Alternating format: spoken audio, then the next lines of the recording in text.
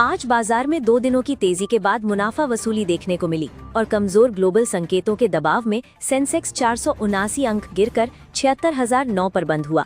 वहीं निफ्टी 50 भी 118 अंक टूटकर 23,914 के स्तर पर बंद हुआ, जिससे बाजार का ओवरऑल मूड थोड़ा कॉशियस नजर आया। बाजार में सबसे बड़ा दबाव बढ़ती कच्चे तेल की कीमतों और मिडल ईस्ट के बढ़ते तनाव की वजह से बना।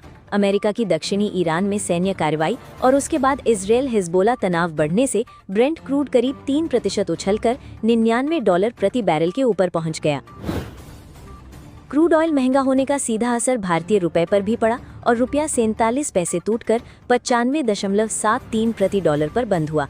कमजोर रुपए और महंगे तेल की वजह से विदेशी निवेशकों की चिंता बढ़ी, जिससे इक्विटी मार्केट पर दबाव बना रहा। बाजार में अभी भी यूएस ईरान पीस डील को लेकर कोई स्पष्टता नहीं है और यही अनसर्टेनिटी निवेशकों को डराए हुए है। पिछले कुछ दिनों से जिस शांति समझौते की उम्मीद में बाजार संभला हुआ था, वो ऑप्टिमिज्म अब काफी कमजोर पड़ता दिख रहा है। महीने की F&O एक्सपायरी भी बाजार में वॉलेटिलिटी बढ़ाने का बड़ा कारण बनी। एक्सपायरी के दौरान ट्रेडर्स अपने सौदे काटते हैं, जिसकी वजह से टेक्निकल सेलिंग प्रेशर बढ़ जाता है और आज भी वही देखने को मिला। बड़ी कंपनियों वाले इंडेक्स में कमजोरी जरूर रही, लेकिन मिड कैप और स्मॉल कैप शेयरों ने मजबूती दिखाई। BSE मिड कैप इंडेक्स करीब 0.33% और स्मॉल कैप इंडेक्स 0.21% चढ़ा, जो ये दिखाता है कि घरेलू निवेशकों का भरोसा अभी भी ब्रॉडर मार्केट में बना हुआ है। दिलचस्प बात ये रही कि मिड कैप इंडेक्स ने आज सेशन के दौरान नया ऑल टाइम हाई भी छुआ। इसका मतलब ये है कि रिटेल और डोमेस्टिक इंस्टीट्यूशनल इन्वेस्टर्स अभी भी ग्रोथ ओरिएंटेड कंपनियों में खरीदारी कर रहे हैं। पूरे बाजार की वैल्यूएशन भी लगभग स्थिर बनी रही और BSE में लिस्टेड कंपनियों का कुल मार्केट कैप करीब 469 लाख करोड़ रुपए के आसपास बना रहा, यानी गिरावट के बावजूद पैनिक सेलिंग जैसी स्थिति नहीं बनी। निफ्टी 50 में सबसे ज्यादा दबाव Apollo Hospitals Enterprise, Wipro, Bharti Airtel, Trent, TCS और टाइटन कंपनी जैसे शेयरों में देखने को मिला। IT और कंज्यूमर रिलेटेड स्टॉक्स में प्रॉफिट बुकिंग ज्यादा नजर आई। दूसरी तरफ Adani Enterprises, Tata Motors passenger vehicles, tech Mahindra और एटर्नल जैसे शेयरों में अच्छी मजबूती देखने को मिली। इससे साफ है कि बाजार पूरी तरह कमजोर नहीं है, बल्कि सेक्टर रोटेशन देखने को मिल रहा है। सेक्टर की बात करें तो कंज्यूमर ड्यूरेबल्स इंडेक्स में सबसे ज्यादा गिरावट रही और ये 1% से ज्यादा टूटा। महंगे वैल्यूएशन वाले कंज्यूमर स्टॉक्स में इन्वेस्टर्स ने थोड़ा कॉशियस अप्रोच अपनाया। बैंकिंग स्पेस भी दबाव में रहा और बैंक निफ्टी करीब 0.36% गिरकर बंद हुआ। प्राइवेट बैंक और PSU बैंक दोनों इंडिसेज में कमजोरी रही, जिससे फाइनेंशियल सेक्टर ओवरऑल दबाव में दिखा। हालांकि मेटल सेक्टर ने बाजार की कमजोरी के बीच शानदार प्रदर्शन किया और निफ्टी मेटल इंडेक्स करीब 1.11% चढ़ा। कमोडिटी लिंक्ड कंपनियों में बाइंग इंटरेस्ट बना रहा, क्योंकि ग्लोबल कमोडिटी प्राइसेस में तेजी देखने को मिल रही है। मार्केट एक्सपर्ट नागराज शेट्टी के मुताबिक निफ्टी के लिए 24,100 का स्तर अभी बड़ा हर्डल बना हुआ है। उनका मानना है कि शॉर्ट टर्म सेंटिमेंट अभी पूरी तरह खराब नहीं हुआ है और बाजार फिर से बाउंस बैक कर सकता है। टेक्निकल चार्ट के हिसाब से 23,800 का स्तर निफ्टी के लिए इमीडिएट सपोर्ट माना जा रहा है। अगर ये स्तर बना रहता है तो बाजार दोबारा रिकवरी दिखा सकता है। वहीं बजाज ब्रोकिंग के एनालिस्ट्स का कहना है कि निफ्टी फिलहाल अपने 50 डे EMA यानी एक महत्वपूर्ण टेक्निकल एवरेज के नीचे बंद हुआ है। इससे शॉर्ट टर्म कंसोलिडेशन थोड़ा लंबा खिंच सकता है। एनालिस्ट्स के मुताबिक 23,600 का स्तर अब बेहद अहम सपोर्ट बन गया है। अगर निफ्टी इसके नीचे फिसलता है तो फिर बाजार में और कमजोरी बढ़ सकती है और इंडेक्स 23,200 से 23,000 की रेंज तक जा सकता है। सेबी अब ये विचार कर रहा है कि लिस्टेड डेट सिक्योरिटीज यानी कॉर्पोरेट बॉन्ड्स के लिए भी वही डिस्क्लोजर रूल्स लागू किए जाएं जो इक्विटी शेयरों पर लागू होते हैं। इसका मकसद कॉर्पोरेट बॉन्ड मार्केट में ट्रांसपेरेंसी बढ़ाना और इन्वेस्टर्स का भरोसा मजबूत करना है। भारत का कॉर्पोरेट बॉन्ड मार्केट अभी इक्विटी मार्केट की तुलना में काफी छोटा और कम विकसित माना जाता है। ऐसे में सरकार और रेगुलेटर चाहते हैं कि कंपनियों के लिए बॉन्ड मार्केट से फंड जुटाना आसान बने और इन्वेस्टर्स को ज्यादा स्पष्ट जानकारी मिल सके। बर्नस्टीन का मानना है कि अफोर्डेबल हाउसिंग फाइनेंस सेक्टर में अब रिकवरी के संकेत साफ दिख रहे हैं और होम फर्स्ट फाइनेंस, आधार हाउसिंग फाइनेंस और एप्टस वैल्यू हाउसिंग जैसे शेयरों में 30% से ज्यादा तक की तेजी आ सकती है। सबसे बड़ा अपसाइड होम फर्स्ट फाइनेंस में करीब 34% तक बताया गया है। वित्त वर्ष 2026 की चौथी तिमाही में सेक्टर की ग्रोथ मजबूत हुई है और लोन डिसबर्समेंट ग्रोथ 8% से बढ़कर 16% तक पहुंच गई है। चांदी महंगी होने के साथ बाजार में नकली और कम शुद्धता वाली सिल्वर बार्स और कॉइन्स की बिक्री बढ़ने लगी है। कई प्रोडक्ट्स में लेड और कैडमियम जैसे हार्मफुल एलिमेंट्स मिलने से इंडस्ट्री ने चिंता जाहिर की है। इंडस्ट्री बॉडीज ने BIS से सिल्वर हॉलमार्किंग को सख्ती से लागू करने और रिफाइनर्स के लिए लाइसेंसिंग सिस्टम लाने की मांग की है। उनका कहना है कि अभी कई ज्वेलर्स प्योरिटी रूल्स का सही पालन नहीं कर रहे हैं। भारत में सिल्वर की डिमांड बहुत बड़ी है, लेकिन टेस्टिंग सेंटर्स काफी कम है। इसी वजह से MCX, BSE और NSE अब क्वालिटी सर्टिफाइड सिल्वर बार्स लाने की तैयारी कर रहे हैं, ताकि बायर्स को भरोसेमंद सिल्वर मिल सके। यूनियन बैंक ऑफ इंडिया ने अपने बैलेंस शीट को मजबूत करने और फ्यूचर ग्रोथ को सपोर्ट करने के लिए 8,000 करोड़ रुपए तक फंड रेज करने की मंजूरी दी है। इसमें 3,000 करोड़ रुपए इक्विटी इशू और 5,000 करोड़ रुपए बॉन्ड्स के जरिए जुटाए जाएंगे, जिससे बैंक को लेंडिंग और एक्सपेंशन में फ्लेक्सिबिलिटी मिलेगी। Bank QIP, rights issue, FPO और प्रेफरेंशियल अलॉटमेंट जैसे कई रूट से पैसा जुटा सकता है। मार्च तिमाही में बैंक का प्रॉफिट बढ़कर 5,316 करोड़ रुपए पहुंचा, जबकि ग्रॉस NPA और नेट NPA दोनों में सुधार देखने को मिला, जो एसेट क्वालिटी के लिहाज से पॉजिटिव संकेत माना जा रहा है। AIA इंजीनियरिंग के शेयरों में तेजी देखने को मिली, क्योंकि कंपनी ने मजबूत Q4 रिजल्ट्स पेश किए। कंपनी का नेट प्रॉफिट 38% बढ़कर 393 करोड़ रुपए पहुंच गया, जबकि रेवेन्यू और EBITDA मार्जिन दोनों में अच्छी ग्रोथ देखने को मिली। कंपनी ने वित्त वर्ष 2026 के लिए 16 रुपए प्रति शेयर फाइनल डिविडेंड का भी ऐलान किया है। साथ ही मैनेजमेंट ने बताया कि सीमेंट, माइनिंग और थर्मल पावर इंडस्ट्रीज में डिमांड मजबूत बनी हुई है। हालांकि US की एंटी डंपिंग ड्यूटी अभी भी लागू है।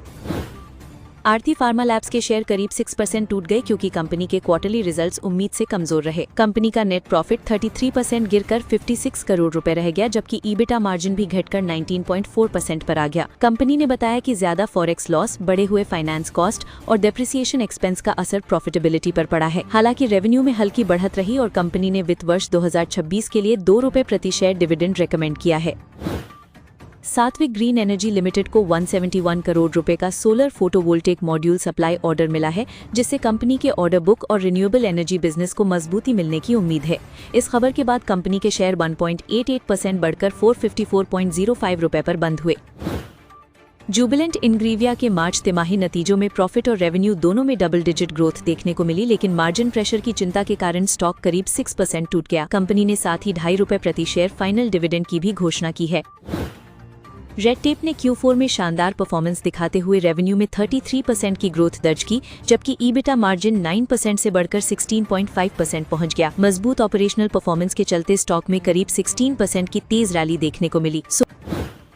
सोलर वर्ल्ड एनर्जी सॉल्यूशंस ने मार्च तिमाही में शानदार नतीजे पेश किए हैं, जहां कंपनी का नेट प्रॉफिट 9.4 करोड़ रुपए से बढ़कर 49 करोड़ रुपए पहुंच गया। वहीं रेवेन्यू भी 176 करोड़ रुपए से उछलकर 591.8 करोड़ रुपए हो गया, जिससे कंपनी की ऑपरेशनल परफॉर्मेंस में मजबूत सुधार देखने को मिला।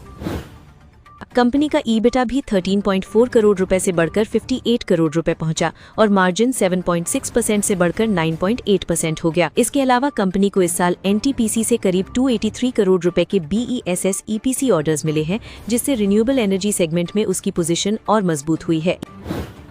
EID पैरी के मार्च तिमाही नतीजों में कंपनी को 333 करोड़ रुपए का नेट लॉस हुआ, जबकि पिछले साल इसी तिमाही में प्रॉफिट था। हालांकि ये नुकसान बिजनेस स्लोडाउन की वजह से नहीं, बल्कि 478 करोड़ रुपए के वन टाइम एक्सेप्शनल लॉस की वजह से आया, जबकि पिछले साल कंपनी को वन टाइम गेन मिला था। अच्छी बात ये रही कि कंपनी का कोर बिजनेस मजबूत बना हुआ है। रेवेन्यू 15.7% बढ़कर 7,882 करोड़ रुपए पहुंच गया।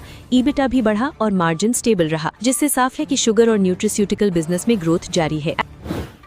एस्ट्रा माइक्रोवेव के Q4 रिजल्ट्स काफी मजबूत रहे, जहां कंपनी ने शानदार रेवेन्यू ग्रोथ और मार्जिन एक्सपेंशन दर्ज किया। बेहतर ऑपरेशनल परफॉर्मेंस की वजह से निवेशकों का भरोसा बढ़ा और स्टॉक करीब 10% उछलकर अपने रिकॉर्ड हाई लेवल पर पहुंच गया। रिजल्ट्स के बाद शेयर 1351 रुपए के आसपास ट्रेड कर रहा है और पिछले एक महीने में इसमें करीब 19% की तेजी आ चुकी है। वहीं साल 2026 में अब तक स्टॉक लगभग 38% चढ़ चुका है, जिससे डिफेंस सेक्टर स्टॉक्स में मजबूत बाइंग इंटरेस्ट देखने को मिल रहा है। मार्कसेंस फार्मा के Q4 रिजल्ट्स मजबूत रहे, प्रॉफिट और मार्जिन में अच्छी ग्रोथ देखने को मिली। इसी के बाद स्टॉक करीब 12% उछल गया। हालांकि रिवाइज लेबर कोड्स की वजह से कंपनी पर 2.61 करोड़ रुपए का one time employ benefit charge भी आया। वन मोबीक्विक सिस्टम्स के शेयरों में आरबीआई से पीएपी लाइसेंस के लिए इन प्रिंसिपल अप्रूवल मिलने के बाद जोरदार तेजी देखने को मिली। इस खबर के बाद स्टॉक करीब 8% तक उछल गया, क्योंकि अब कंपनी पूरे भारत में दुकानों और मर्चेंट्स के लिए ऑफलाइन डिजिटल पेमेंट बिजनेस तेजी से बढ़ा सकेगी। आसान भाषा में समझे तो ये लाइसेंस मोबीक्विक को क्यूआर कोड, साउंड बॉक्स और कार्ड पेमेंट मशीन जैसे पेमेंट सोल्यूशन ज्यादा दुकानों तक पहुँचाने में मदद करेगा। कंपनी का लक्ष्य मर्चेंट बिजनेस को वित्त वर्ष 2028 तक 10 टाइम्स बढ़ाना है। लॉयड्स मेटल्स एंड एनर्जी के शेयर लगातार चौथे दिन तेजी के साथ नए रिकॉर्ड हाई पर पहुंच गए। नोमुरा ने स्टॉक पर अपना टारगेट प्राइस 1600 रुपीज से बढ़ाकर 2050 रुपीज कर दिया है, जिसके बाद स्टॉक में बाइंग और मजबूत हुई। इस तेजी की सबसे बड़ी वजह कंपनी की मजबूत अर्निंग्स ग्रोथ और फ्यूचर आउटलुक है। नोमुरा का मानना है कि माइनिंग बिजनेस में बेहतर प्रॉफिटेबिलिटी, वैल्यू एडेड प्रोडक्ट्स और नॉन फेरस सेगमेंट में एक्सपेंशन आने वाले वर्षों में कंपनी की ग्रोथ को और तेज कर सकता है।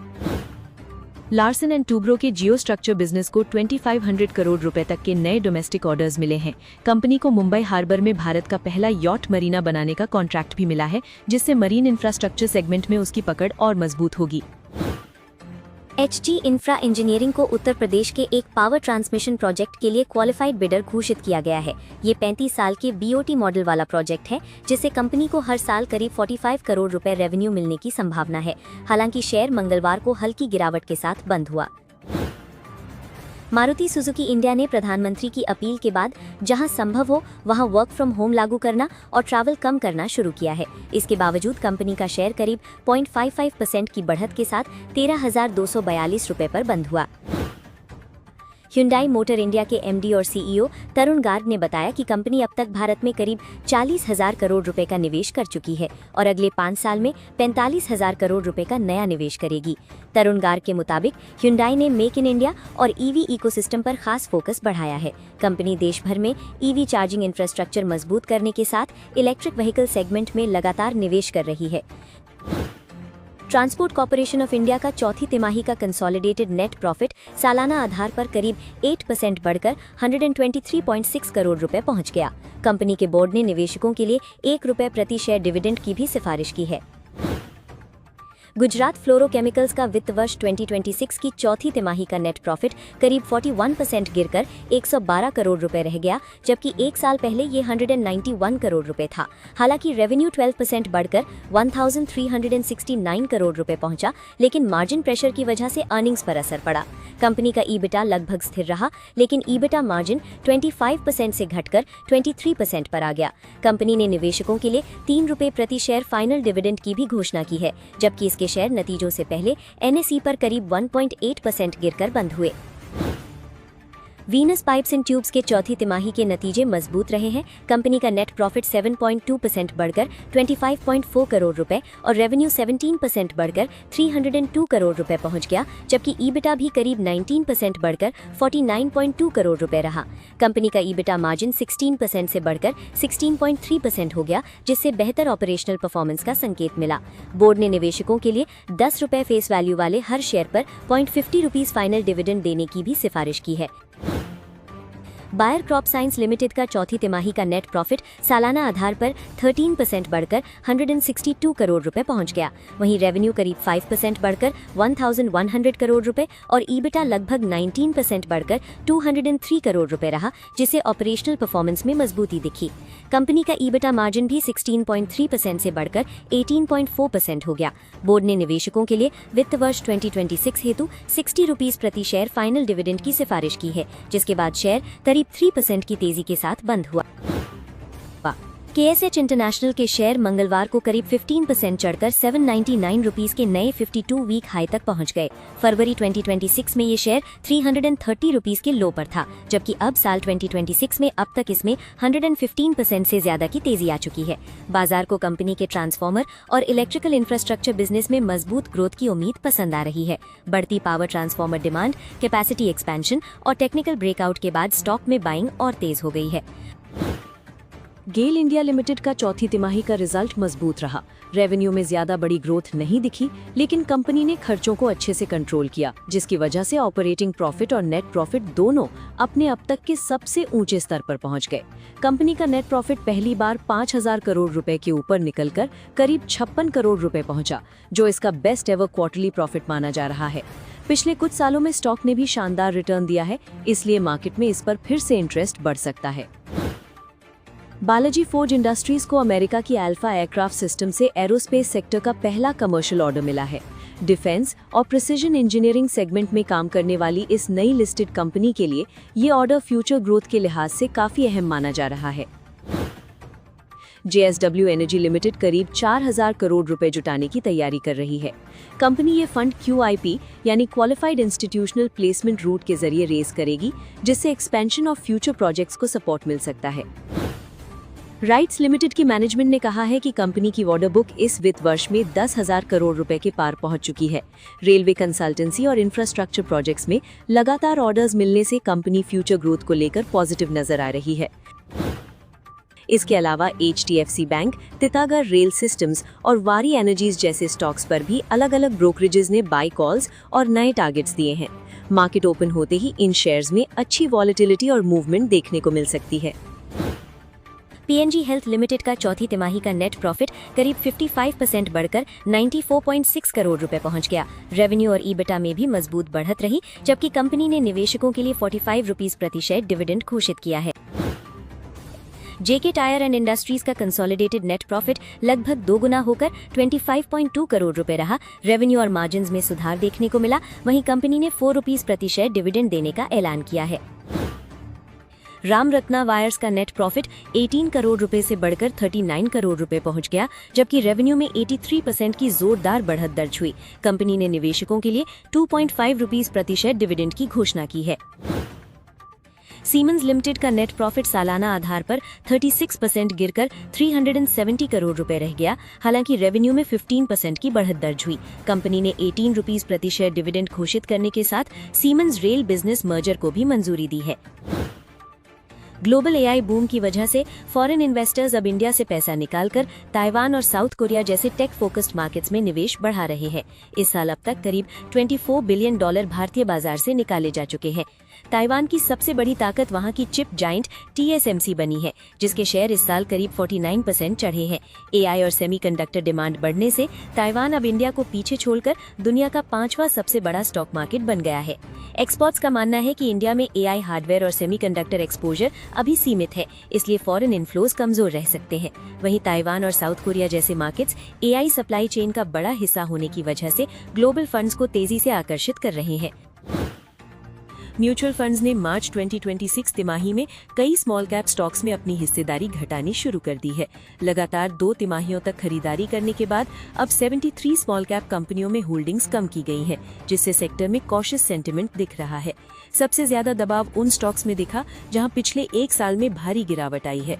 न्यूजन सॉफ्टवेयर टेक्नोलॉजीज करीब 65%, इको मोबिलिटी 50% और बजाज इलेक्ट्रिकल्स लगभग 49% टूट चुके हैं, जिसके बाद म्यूचुअल फंड्स ने एक्सपोजर घटाया है।